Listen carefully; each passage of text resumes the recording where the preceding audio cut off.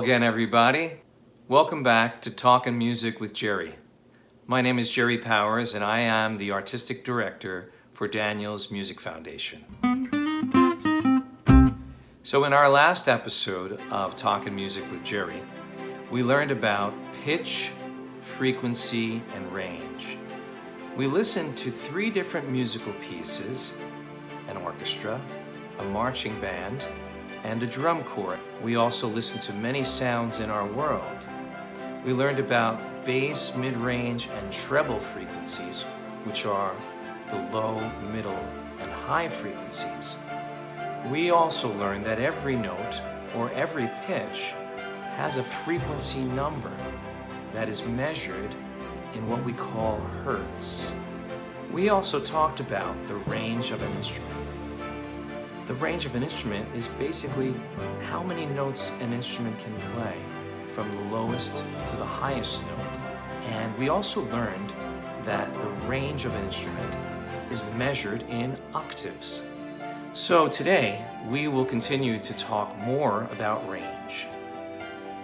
And first, we're going to talk about our human hearing range, our range compared to other animals, and how to protect our precious human hearing. And we will talk and learn about the volume of sounds and how those sounds are measured.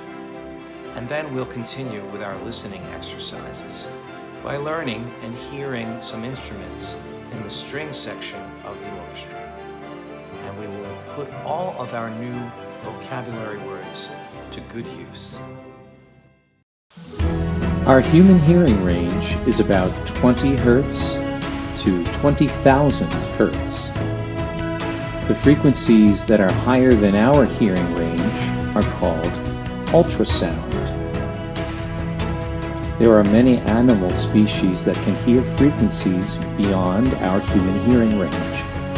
Dolphins and bats can hear frequencies up to 100,000 Hertz. Below our human hearing is called infrasound. Elephants can hear low-frequency sound at 14 to 16 Hertz. And some whales can hear as low as 7 Hertz.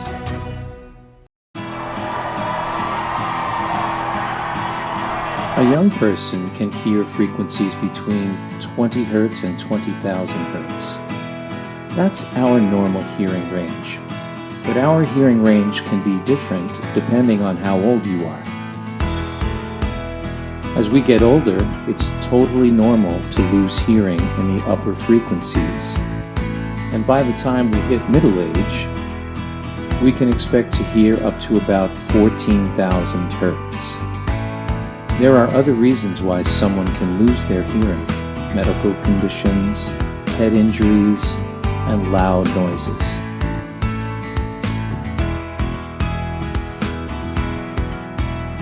Let's talk about the loudness of sounds, or the volume of sounds. Loudness is measured in decibels. The abbreviation of decibels is dB. Here are some examples of decibels in familiar sounds. Normal breathing is about 10 dB. A whisper is about 30 dB. A normal conversation is about 60 dB. A vacuum cleaner or hairdryer are about 70 decibels. Heavy traffic can be 80 decibels. A subway train can be 90 or 95 dB. A lawnmower can be 100 decibels. A jackhammer can be 100 decibels too. A chainsaw is about 110 dB.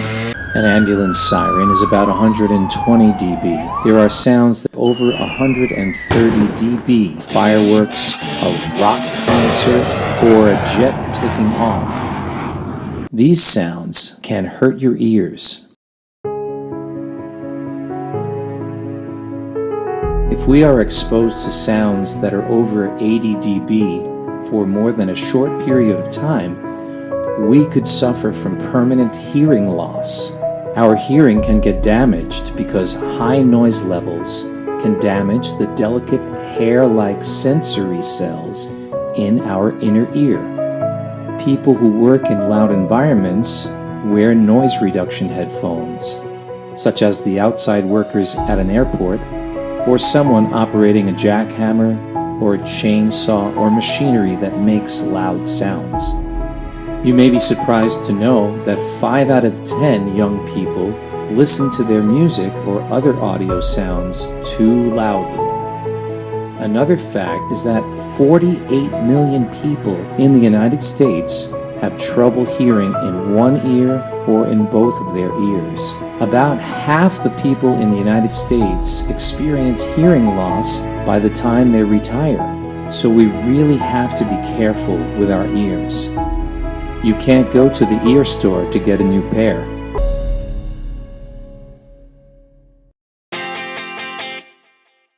We all know how to operate the volume controls on our devices.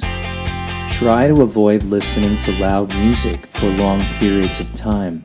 Cover your ears when you're on the street when there is a siren. Do the same for a subway train that is loud.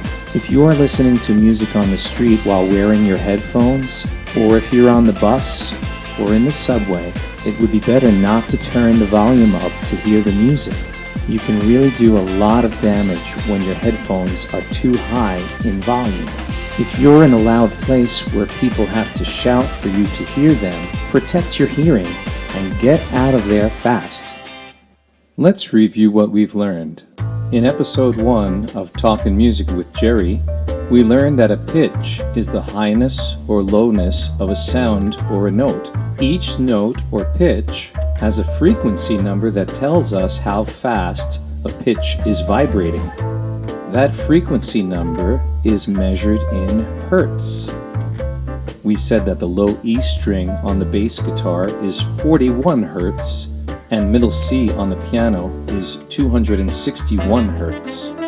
Today we also learned that the loudness of sound is measured in decibels.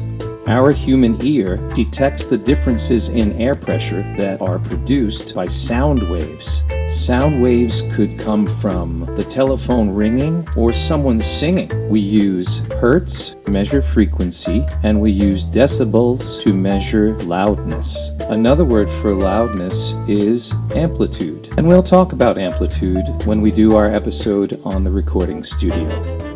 Musicians can control the loudness and frequency of the notes that they play. In the orchestra, there are 4 sections of different instruments: the strings, the woodwinds, the brass, and the percussion. Of all the instruments in the orchestra, the string family instruments have the largest ranges. The violin is the first instrument in the string section.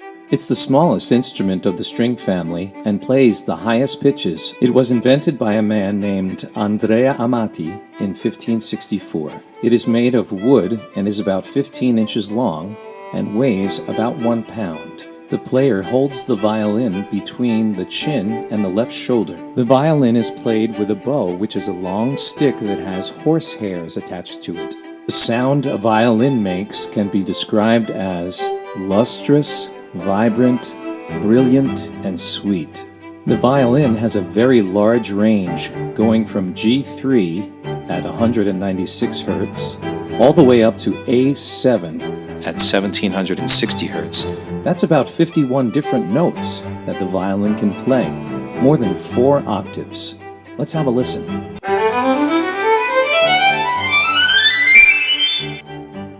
The next instrument in the string section is the viola. The viola is a musical instrument that is very similar to the violin.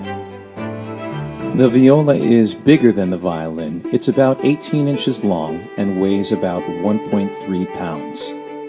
It has a deeper and mellower sound that is lower than the violin because it is bigger and it's tuned lower. People say that the viola sounds dark, stately, warm, eloquent, and solemn. The viola has a range from C3 to E6. That's 131 Hz to 1319 Hz. That's about 40 different notes, which is a similar but smaller range compared to the violin. Listen to the beauty of the viola.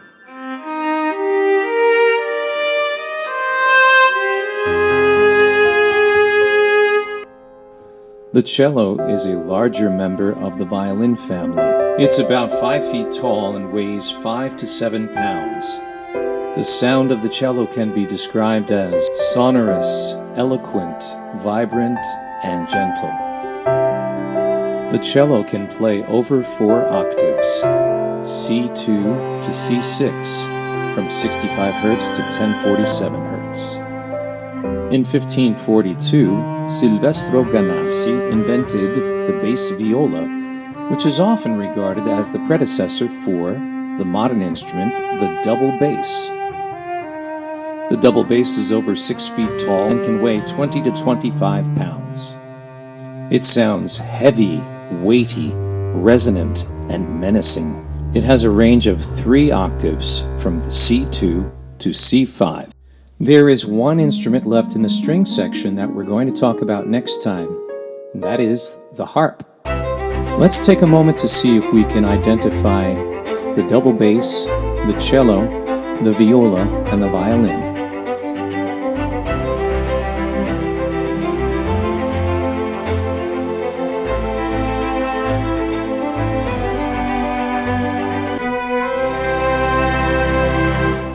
Well, I hope that you have enjoyed this second episode of Talkin' Music with Gerry. There's so much more to talk about, so I'll talk to you later. There's so much more to talk about, so I'll talk to you later. Arrivederci, sayonara. See you later, alligator.